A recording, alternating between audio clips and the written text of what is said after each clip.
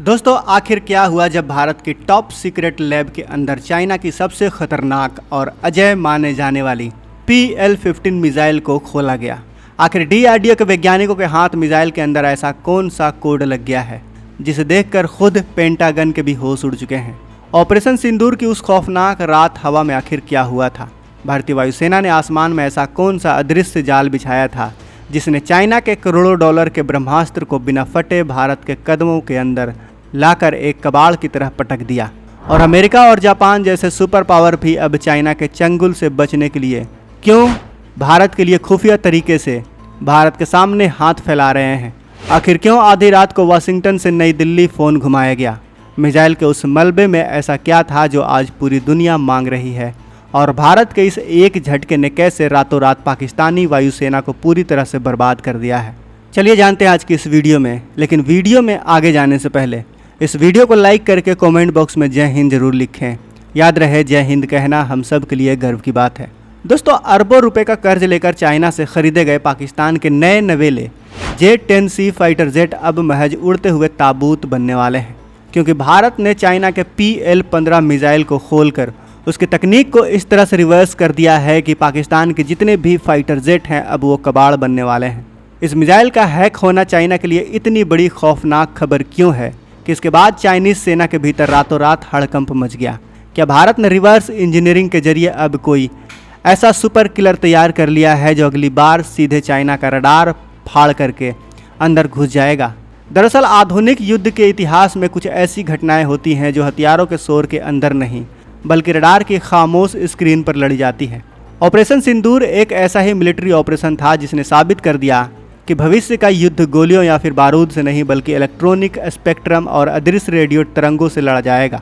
कहानी की शुरुआत होती है उस रात से जब चाइना की तथाकथित सबसे खतरनाक PL-15 beyond visual range missile दागी गई, लेकिन वो अपने टारगेट तक पहुंचने से पहले ही हवा में अदृश्य शक्ति का शिकार होकर बिना फटे भारतीय सीमा के अंदर आ गिरी। ये कोई तुक्का नहीं था बल्कि भारतीय वायुसेना के इलेक्ट्रॉनिक वॉरफेयर कैपेबिलिटी का सबसे बड़ा सबूत था। AS-400 बैटरीज के लॉन्चर इंचार्ज सार्जेंट भाले सिंह के बयानों ने ग्लोबल डिफेंस कम्युनिटी में भूचाल ला दिया है। भारतीय EV सिस्टम ने हवा में उड़ती चाइनीज मिसाइल के दिमाग को हैक कर लिया था। डिजिटल रेडियो फ्रिक्वेंसी मेमोरी यानी DRFM जैमर का इस्तेमाल करके मिसाइल के सीकर को नकली यानी घोस्ट टारगेट के पीछे तब तक दौड़ाया गया जब तक कि उसका फ्यूल खत्म नहीं हो गया और वह बेजान लोहे के टुकड़े की तरह जमीन पर गिर पड़ी। चीन के एरोस्पेस का क्राउन ज्वेल कही जाने वाली PL-15 मिसाइल, जिसकी रेंज 200 से 300 किलोमीटर मानी जाती है, वो बिना फटे साबुत हाथ लग जाना भारतीय खुफिया एजेंसियों और DRDO के लिए अलादीन के चिराग से कम नहीं था। मिसाइल को तुरंत DRDO की टॉप सीक्रेट लैब में भेजा गया, जहां वैज्ञानिकों ने इसका पुर्जा अलग करके रिवर्स इंजीनियरिंग करनी शुरू कर दी। DRDO ने मिसाइल के एक्टिव आइजा रडार सीकर का ऑपरेशन करके इसके ट्रांसमिट और रिसीव मॉड्यूल्स को डिकोड किया। चीन किस स्पेसिफिक फ्रीक्वेंसी बैंड पर काम करता है, उसकी जैमिंग विरोधी तकनीक क्या है और उसके 2-वे डेटा लिंक का इंक्रिप्शन कोड क्या है, भारत ने इस पूरे कच्चे चिट्ठे को खोलकर रख दिया।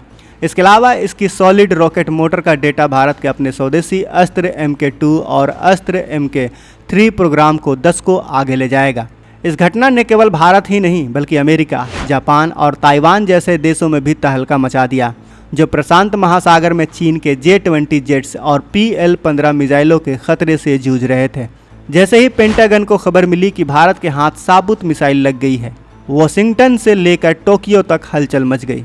बेका समझौते और क्वाड की सामरिक सहमति के तहत भारत ने मिसाइल का पूरा हार्डवेयर भले ही ना सौंपा हो, लेकिन इसके रडार सिग्नेचर, इलेक्ट्रॉनिक फ्रिक्वेंसी और टेलीमेट्री डेटा को मित्र देशों के साथ साझा कर दिया। इस कूटनीतिक कार्ड के बदले भारत ने अमेरिका और पश्चिमी देशों से वो एडवांस सेंसर टेक्नोलॉजी और EV सूट्स हासिल कर लिए जिन्हें पाने में सालों लग जाते हैं। अब अमेरिका अपने F-35 के जैमिंग पोर्ट्स को PL-15 के खिलाफ अपग्रेड कर सकता है। चीन के लिए यह घटना एक ऐसा दुस्वप्न है जिससे वह कभी जागना नहीं चाहेगा। चीन का जो प्रोपेगेंडा इस मिसाइल को दुनिया का सबसे घातक हथियार बताना था, वह ताश के पत्तों की तरह ढह गया। अब चीन को अपने गोदाम में रखी हजारों PL-15 मिसाइलों के सॉफ्टवेयर और हार्डवेयर में बदलाव करने पड़ेंगे, जिसके लिए उन्हें सालों और अरबों डॉलर बर्बाद करने होंगे। तब तक के लिए ताइवान या फिर साउथ चाइना सी में चीन का मुख्य हथियार पूरी तरह से एक्सपोज हो चुका है। लेकिन इस पूरी कहानी में अगर किसी की सबसे भयंकर फजीहत हुई है तो वो है पाकिस्तान। पाकिस्तान ने भारत के राफेल और मेट्योर मिसाइल का मुकाबला करने के लिए भारी कर्ज लेकर चीन से J-10C फाइटर जेट और ये PL-15 मिसाइलें खरीदी थी। पाकिस्तानी जनरलों ने अपनी आवाम से बड़े बड़े वादे किए थे, लेकिन भारत द्वारा PL-15 को हैक करने की क्षमता सिद्ध करने के बाद पाकिस्तान का अरबों डॉलर का निवेश व्यवहारिक रूप से शून्य हो गया है। कंगाली की कगार पर खड़ा पाकिस्तान अब ना तो नई मिसाइलें खरीद सकता है और ना ही रातों रात अपने एवियोनिक्स अपग्रेड कर सकता है। J-10C जेट्स अब आसमान में उड़ते हुए ताबूत बन चुके हैं, जिनका शिकार करना भारतीय सुखोई 30 MKI और राफेल के लिए बेहद आसान हो गया है। यह पूरी घटना दर्शाती है कि भारत के रणनीतिक सोच में कितना बड़ा बदलाव आया है। आज का भारत रक्षात्मक नहीं बल्कि प्रोएक्टिव है।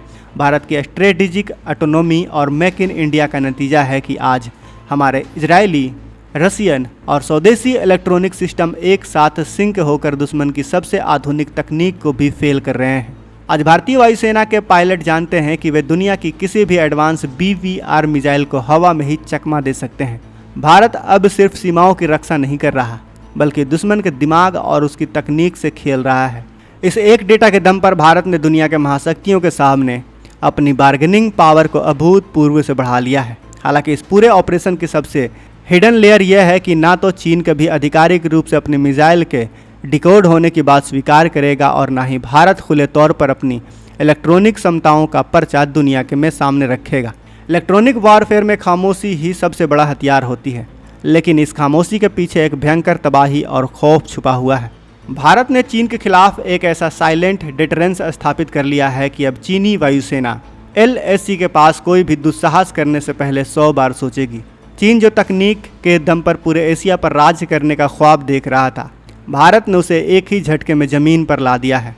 तो आखिर में मैं बस यही कहना चाहूँगा कि ऑपरेशन सिंदूर और PL-15 की रिवर्स इंजीनियरिंग ने यह साबित कर दिया है कि आधुनिक भारत केवल हथियारों का खरीदार नहीं, बल्कि युद्ध के नियमों को बदलने वाला एक ग्लोबल माइंड बन चुका है। भारत ने बिना एक भी गोली चलाए चीन के पूरे एयर डिफेंस इकोसिस्टम को ध्वस्त कर दिया और पाकिस्तान के सामरिक घमंड को धूल में मिला दिया। आज का भारत तकनीक, कूटनीतिक और अपनी सैन्य विशेषज्ञता के बल पर दुनिया के नक्शे पर एक किंग मेकर और अजय शक्ति के रूप में स्थापित हो चुका है। वैसे दोस्तों, आपको क्या लगता है इस पूरी मिसाइल डिकोडिंग और भारतीय वैज्ञानिकों की इस ऐतिहासिक कामयाबी को लेकर आपका क्या कहना है? अगर आप हमारे वैज्ञानिकों के इस कारनामे को सैल्यूट करना चाहते हैं तो इस वीडियो को लाइक करके कमेंट बॉक्स में जय हिंद जरूर लिखें और इस वीडियो को अपने दोस्तों के साथ शेयर करें।